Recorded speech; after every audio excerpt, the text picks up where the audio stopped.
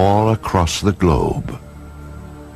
Yet if we turn back the pages of history, there are intriguing hints that UFOs have been with us all along. Perhaps even as far back as 12,000 years ago, when our ancestors found shelter in the darkness of caves. The walls of these primitive dwellings were often painted with figures of hunters and the animals they hoped to snare. Recently, other images have come to light. These tracings were made from caves in France and Spain, and they show pictures not ordinarily associated with hunting. Their shapes are very peculiar because they do oftentimes look like UFOs and saucers.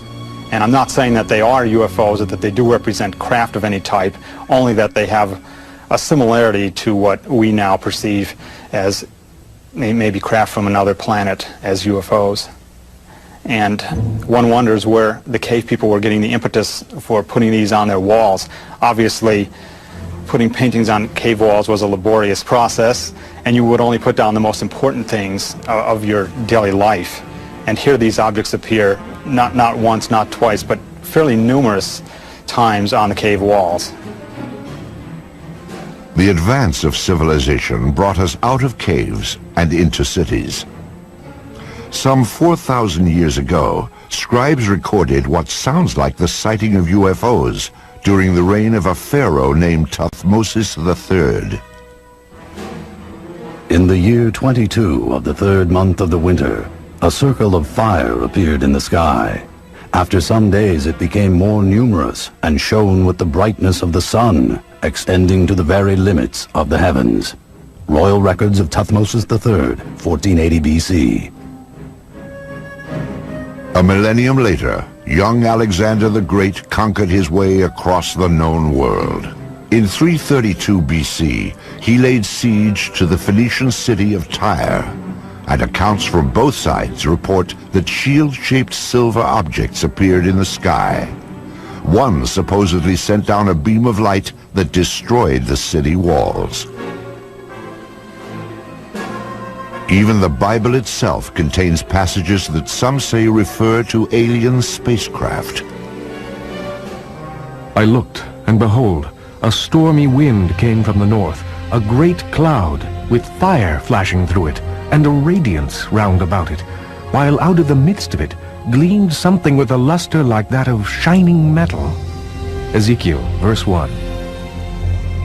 There are a number of reports from the past, and I believe that some of them are quite legitimate.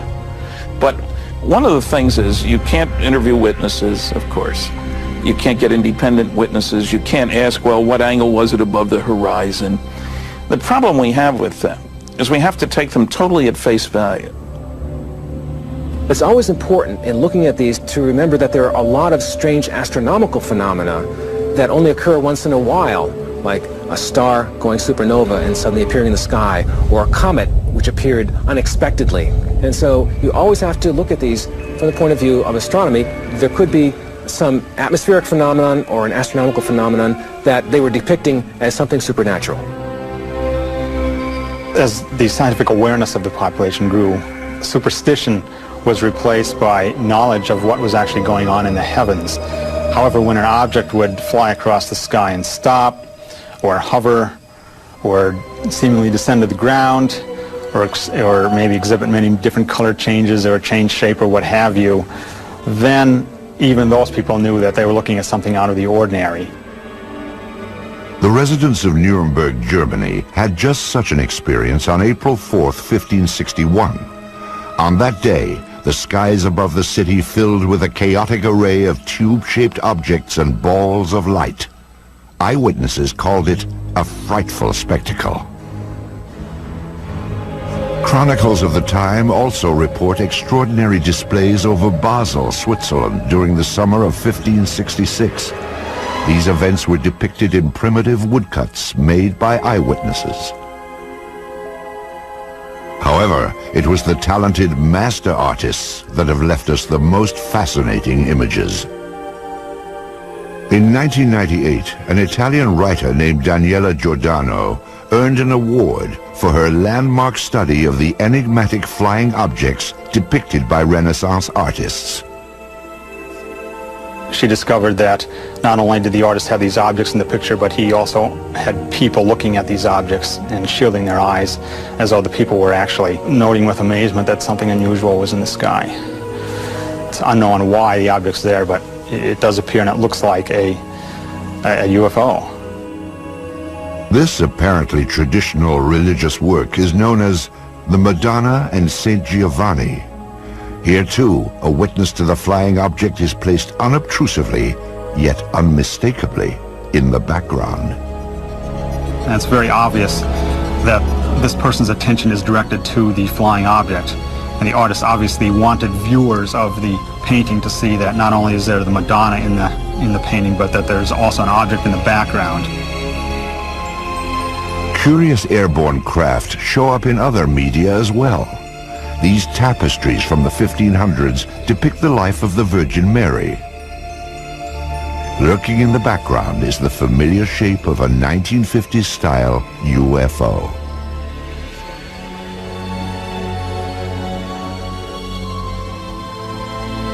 This fresco from a 14th century monastery in Kosovo prominently features what appears to be a flying vehicle.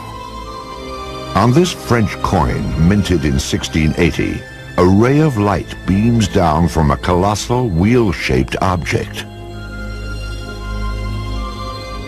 Sporadic sightings continue to be recorded for the next 250 years.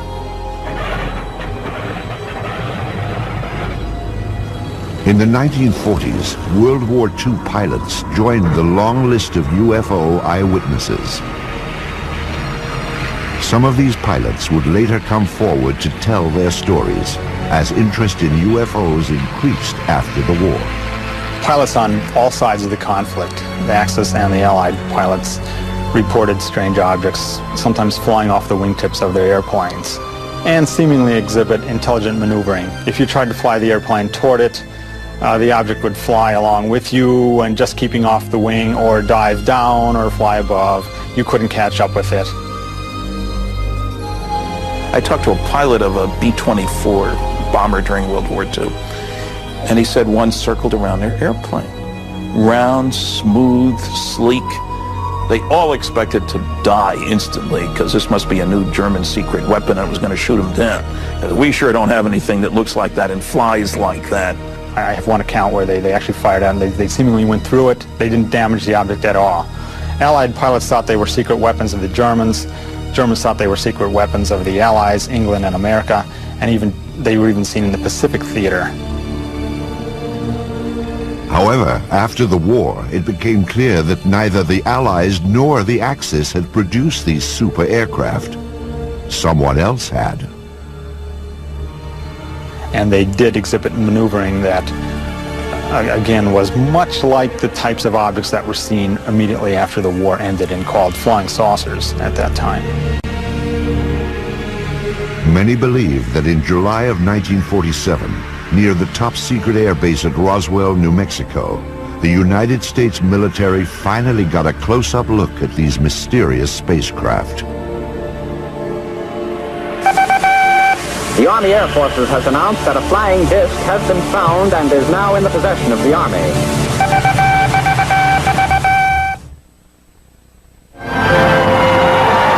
In the fall of 1945, American boys came home to a hard-earned welcome. They had faced unspeakable horrors. Now they would head for suburbia and get started on the baby boom. At the same time, another new era was dawning.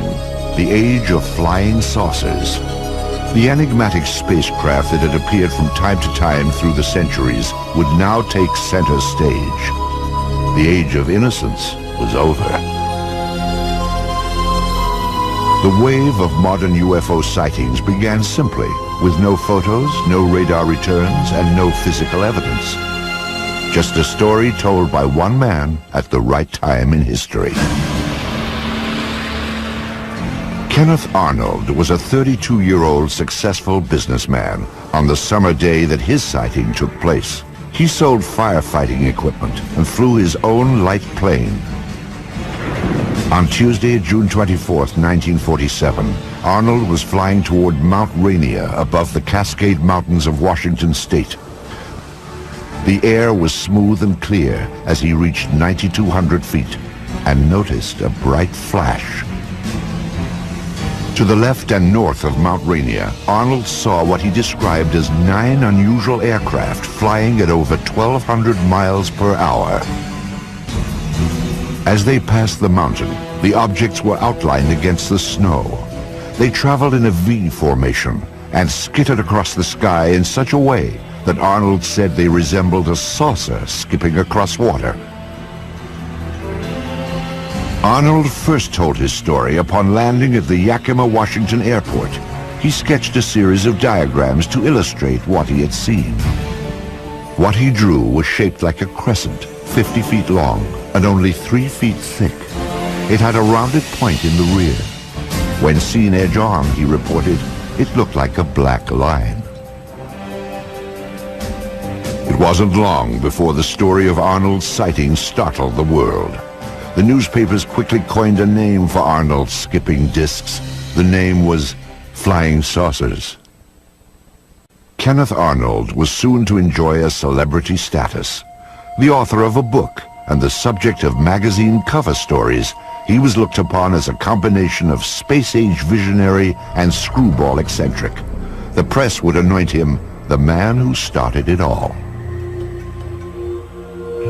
In the days and weeks after Arnold's landmark flight, flying saucers became big news. Sightings were reported across the country. Indeed, at that time, more people knew about flying saucers than about the Marshall Plan for the post-war reconstruction of Europe. But one incident above all established flying saucers in the public mind. Roswell, New Mexico lies deep in the empty expanse of the American Southwest. Today, its very name conjures up memories of a supposed UFO crash and government cover-up. It is remembered as the Roswell incident. In the summer of 1947, the Army airfield in Roswell was home to the elite 509th Bomb Group. During World War II, the B-29s that carried atom bombs to Hiroshima and Nagasaki had originated here, and so would an event that gave substance to the belief in flying saucers. Headline edition, July 8, 1947. The Army Air Forces has announced that a flying disc has been found and is now in the possession of the Army. Army officers say the missile, found sometime last week, has been inspected at Roswell, New Mexico, and sent to Wright Field, Ohio, for further inspection. Walter Hott was Public Information Officer of the 509th Bomb Group. He was the official instructed to dispatch press releases to the radio station and newspapers in Roswell. The story fed the imagination of the country, but has been the source of controversy ever since. The press release that I received stated that we had in our possession parts of a crashed flying disc. The material was found on a ranch north of Roswell. Then the story abruptly changed. General Roger Ramey took command of the Roswell situation and issued a new statement. It wasn't a flying disc after all. To me, I think it was one of the slickest cover-ups by admitting that we had the material, and then a higher authority says, no, you don't. Flying saucer or weather balloon? Both Air Force stories couldn't be true. One fact was undisputed. Something had crashed at Roswell. A rancher named Mac Brazel discovered the metallic debris in this isolated rangeland outside of town. The wreckage was strewn over more than half a mile, and Brazel alerted the base, assuming a military plane had crashed. Jesse Marcel Jr. recalls that his father, the intelligence officer at the Roswell Army Airfield, had been dispatched to the debris site to determine what had crashed there. The night that my dad came home, he was very excited. He woke my mother and myself up and said he wanted to show us something very strange. And as I recall, he said this was parts of a flying saucer.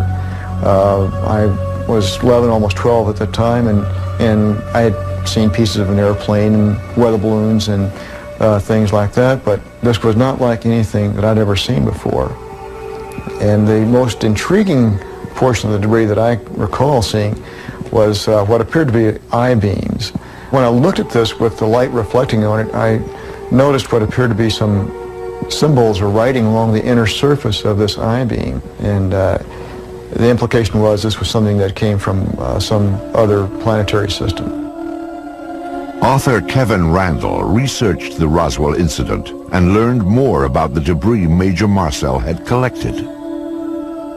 You have something called metal foil, been described by various people as like tin foil or lead foil. You wad it up into a ball, you drop it on the table, it unfolds itself and there's no sign of a crease. Randle interviewed some people who say they actually handled the mysterious wreckage back in 1947. It was all wadded up when he dropped it, and when he dropped it on the table and it hit the table, it spread out just like it was water. And so they all started holding it and playing with it, and they were trying to cut it with their knives, and they tried to burn it with their lighters, and they couldn't do any damage to it at all. There were also rumors of a second crash site with even more stunning discoveries.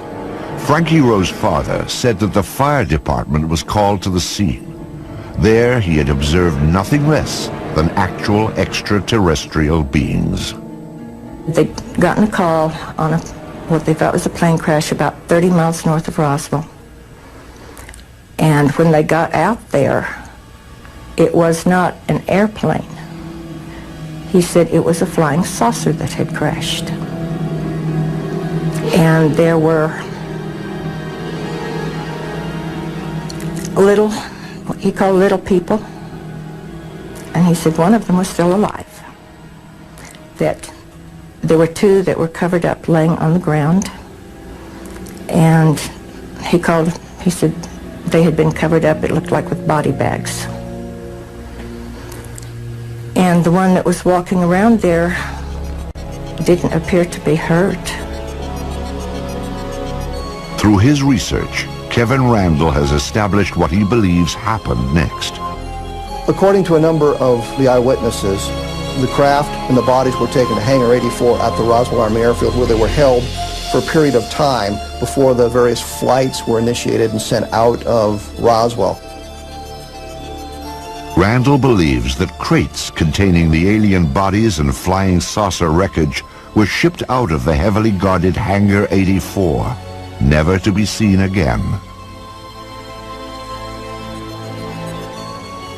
When the Air Force produced one MEGA weather balloon at the Roswell crash debris, many concluded it was part of a cover-up. In the 50s, there was the belief that the U.S. Air Force had proof of some sort that these were alien spaceships and was covering it up to prevent panic. There obviously was a cover-up of this accident, because years later my dad said he was actually part of the cover-up because he went along with the weather balloon story. Indeed, according to Marcel, his father revealed that he had been ordered to pose with wreckage from a weather balloon. My dad explained to my mother that this was a non-event. Don't even discuss it with your friends. Don't talk about it. I was a true Air Force brat. I believed in following the orders, you know. He didn't want me to talk about it, so we did not talk about it. These people were visited by military authorities. They were told to keep quiet. Frankie Rowe recalls such a visit from a man in a uniform. He started getting louder, and he kept saying, "Don't you understand? You did not see anything." And he had a nightstick type of thing with him that was kind of hanging on his belt. And he took that out, and he got very loud, and he started talking, and every time he would make a point, he would hit his hand with the nightstick. So he would say, you didn't see anything, you were not there. And he said, if you ever say one word about this the rest of your life, we will split up this family. If that's not enough, he said, you know, this is a big desert out here. We can take you out in the desert. And he said, no one will ever find your bodies. If this disturbing account is true, it can only be described as a death threat, a warning to remain silent about the Roswell incident. What was so vital to protect? In January of 1948, the Air Force would launch an investigation into the escalating flood of UFO reports.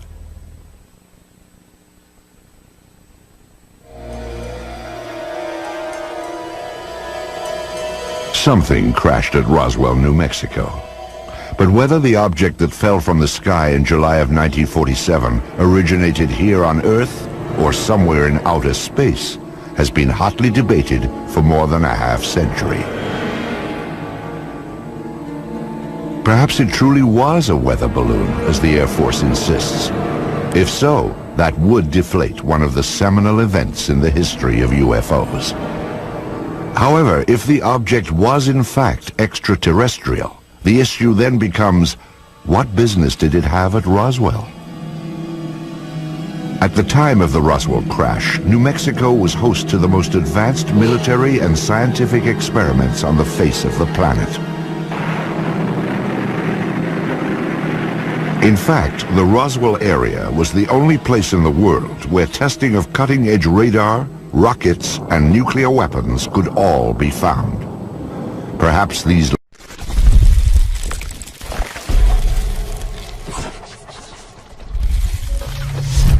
lurking UFOs had become a threat to national security. The Air Force quietly began investigating the rash of post-war sightings in January of 1948. This inquiry was codenamed Project Sign, and by October, it would reach a truly stunning conclusion. Project Sign wrote a final report called The Estimate of the Situation, which concluded that UFOs were interplanetary vehicles. You can imagine that this didn't go over well at the Pentagon. The government could not have the idea of UFOs as interplanetary spacecraft coming out when they'd been trying to cover up the Roswell crash. It went all the way to the Chief of Staff of the Air Force, who said, I don't find this document particularly persuasive. He batted it back down and fired practically everybody in Project Sign. The people who were left at Project Sign could read the handwriting on the wall. If you said they were extraterrestrial, you lost your job. Your career was over. After the purge, the inquiry was revamped as Project Grudge, a name that may have suggested a certain skepticism. An Air Force insider actually characterized Project Grudge as the dark ages of UFO investigation. In August of 1951, this V-shaped pattern of objects appeared over Texas and became known as the Lubbock Lights. Grudge said it was a flock of birds reflecting the glow of the city. This film was submitted from Great Falls, Montana in 1950. It depicts bright white dots moving behind the smokestacks of a grain mill. The photographer described the objects as shiny, bright, and metallic, like polished silver. Project Grudge concluded that they were F-94 Air Force interceptors landing nearby. After 3 years of debunking UFO reports, Grudge was reorganized into the supposedly more objective Project Blue Book. Blue Book became the focus for public attention and press attention. But it was never scientific, it was never comprehensive. They didn't have radar, they didn't have computers, they didn't have people ready to go up, in aircraft with instruments to monitor UFO sightings. Typically, an officer, a sergeant, several secretaries, their job was primarily to try to tell us that there was nothing to flying saucers. Major Hector Quintanilla Jr. became Blue Book director in 1963. The objectives of the program are twofold. They're the same as they have been since 1953 when the regulation was written. First of all, to try to determine if the UFO phenomena presents a threat to the security of the United States. And second, to determine if the UFO phenomena exhibits any technological advances which could be channeled into research and development. Many of the UFO reports were easily explainable as atmospheric anomalies, like this saucer-shaped lenticular cloud formation. The man who shot this film, a Navy officer and aerial photographer, claimed he saw these objects up close before getting out his camera. He said they were disc-shaped and gunmetal colored. Blue Book determined they were high-flying birds.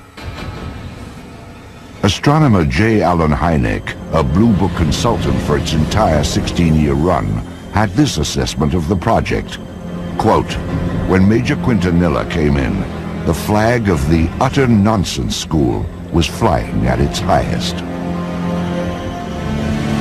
Blue Book's most notorious nonsense came in March of 1966, when it dismissed a wave of credible sightings, including many by policemen, as swamp gas.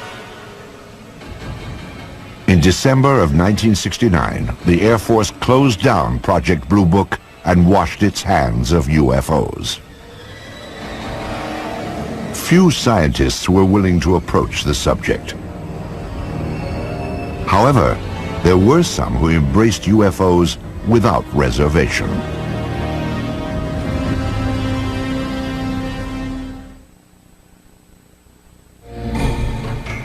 During the 1950s, the Air Force stood by its finding in the Roswell case. The crash was nothing more than a weather balloon. But newsreels show a public that continue to watch the skies, hoping to glimpse a spacecraft. Suddenly, people from coast to coast began seeing UFOs. What followed was a popular movement that embraced flying saucers and the spacemen who flew them. Ready or not, the flying saucers were coming.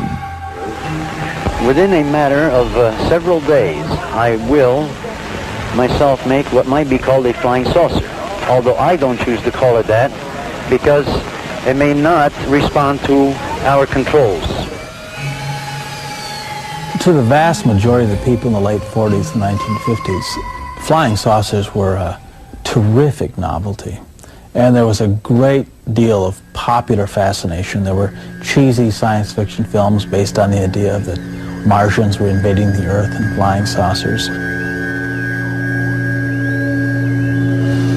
Popular magazines printed on pulp paper would hit the newsstands in time to cash in on the trend and expand it to legendary proportions.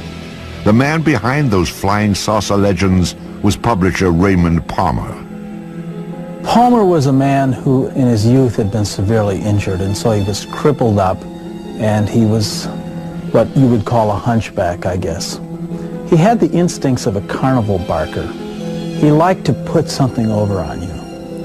And the thing about Palmer was that his fans liked having Palmer put something over on them.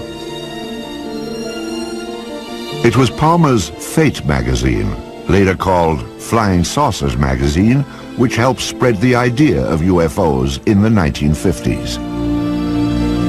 Spacecraft from around the universe played across these colorful pages.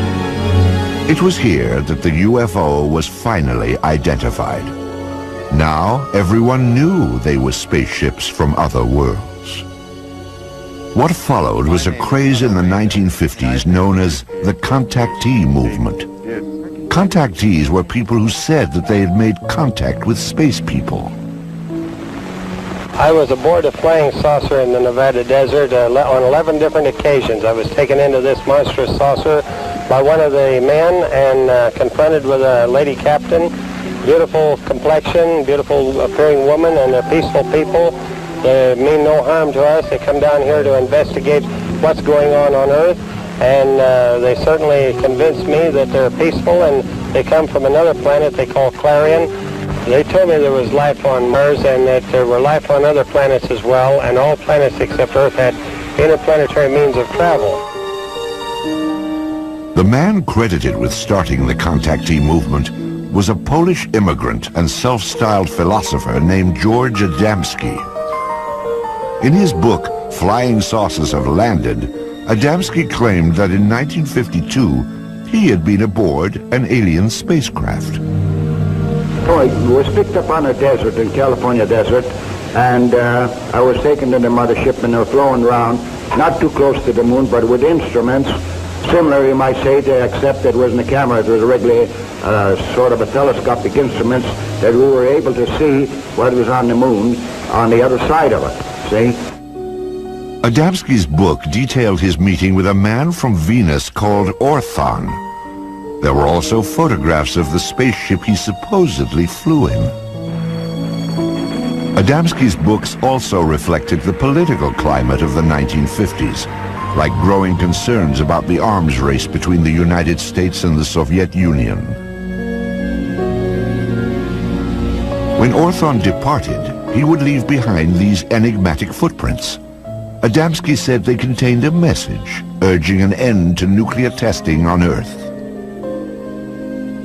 In a similar vein, other contactees spoke of aliens from utopian planets who wanted to prevent all-out nuclear war. Best of all, these aliens looked just like us. I have a picture here of the gentleman who escorted me through the craft, and I would like to show it and describe it. This gentleman, he appeared almost as I am, except that he was about 5 feet 10 inches tall, weighing about 150 to 155 pounds, and they all appeared about that same size, including the lady. George Adamski would publish 2 more volumes on his contacts with beautiful space people from Saturn and Mars. He even had opportunity to take home movies of the scout ships that transported him, guided by robot pilots from Venus. The impact of Adamski's tales led to an explosion of flying saucer clubs and conventions. As the flying saucer phenomena continued into the 50s, civilians began to become very interested, of course, people did, and clubs formed up with a classic meaning of the term club, hobbyists, as it were, that were just interested in the wilder, esoteric aspects of the phenomena, particularly the stories of people who said they were in contact with aliens. Many of the contactees would gather at the largest flying saucer festival of all time. It took place in California at a place called Giant Rock in March of 1954. It attracted over 5,000 outer space enthusiasts. How many trips have you made to outer space? Well, I'd say 350 or a few more. When was the last one? Well, first part of June. And who did you go with? Well, people from Jupiter. I have made telepathic contact for the past 8 years with many space people from many areas of space, both inside and outside of the solar system. Lectures were given from the Giant Rock, and stalls were set up to sell books, photos, and space-age souvenirs. Most importantly, conventions like this gave the contactees a place to exchange ideas, rumors, and reports. But I do believe what I see. And I am one of those who was inside a flying saucer. I seem to become one with the entire universe. Everything in the universe seemed to be contracted down to one small dot. What were their clothes like? The woman had a radiant red box-pleated skirt and a black velvet appearing blouse and a black and red tam or beret, and the men had clothes very similar to our Greyhound bus drivers. Contactees also described the alien spacecraft they had seen in astonishing detail. On July the 12th, I took a trip in a flying saucer, which I am pointing right here. The saucer was well equipped with rooms, bedrooms, bathroom, toilets, and this saucer, I went up into Mars, over the moon, Venus, Clarion, and Orion. When I say Orion, I do not mean Orion. It is a planet outside of our galaxy. Also popular among contactees was a belief that startling evidence was about to be revealed. We are going to see more and more of these visitors from space, and that before too long, the evidence will be incontrovertible, that you will have on your TV screens and on your movie screens concrete evidence that the ships are here and that they are real and they're not fantastic things which have been cooked up to make a movie. The contactee wave of the 1950s was a light-hearted sideshow to the UFO phenomenon. However, during this same period, photographs began to surface that suggested UFOs were no joke and had to be taken seriously.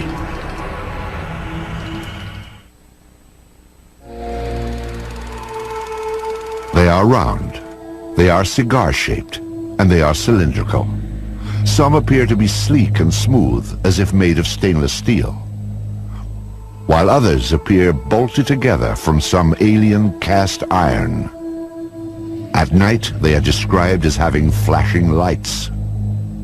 They appear without warning, streak across the sky, and disappear.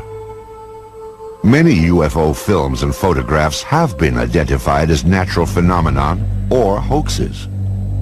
But some UFOs appear in photos when we least expect them and defy explanation. UFO photo cases are tantalizing because they're some type of what you might think of as objective proof. The UFO phenomenon is ephemeral, and normally all we have are reports of witnesses on a piece of paper on a tape recorder. But with photos, you think you have something physical.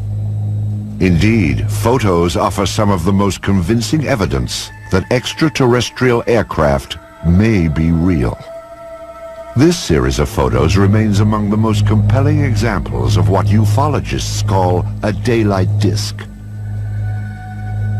The photographs were taken on July 29, 1952 by George Stock, outside of his lawnmower shop in Passaic, New Jersey. Stock reported that as he was working outside at 4:30 p.m., he looked up to see something unusual flying overhead. Using an inexpensive box reflex camera, he snapped pictures of what he described as a disc-shaped object with a metallic bottom. It hovered momentarily, then accelerated and flew away. All that remains of this astonishing daytime visitation are a few pictures. But are photos reliable evidence for UFOs? Dr. Bruce Maccabee is an optical physicist employed by the United States Navy. His official research involves high-energy space lasers, but his interest also lies in the detailed analysis of UFO photographs. Of particular interest to Dr. Maccabee are photos which show no evidence of a hoax or misidentification and cannot be otherwise explained. One such case began at a farm in rural Oregon in 1950. These are two photos taken by a farmer and his wife in 1950 in McMinnville, Oregon. Here's the first photo and here's the second, and we'll get a little bit of a blow-up on these. Using image enhancement equipment, Maccabee brings into focus the startling photographs that were taken in the early evening with a simple camera. You can see that it's an oval object with a little thing on the top, like a little protrusion at the top of it. This is obviously a hoax of the real thing. There's no halfway point. You can see the image clearly enough to see that it's not a bird or plane or Superman. So the next question is, what could it be? And if we go back over here, we can see that there are electrical wires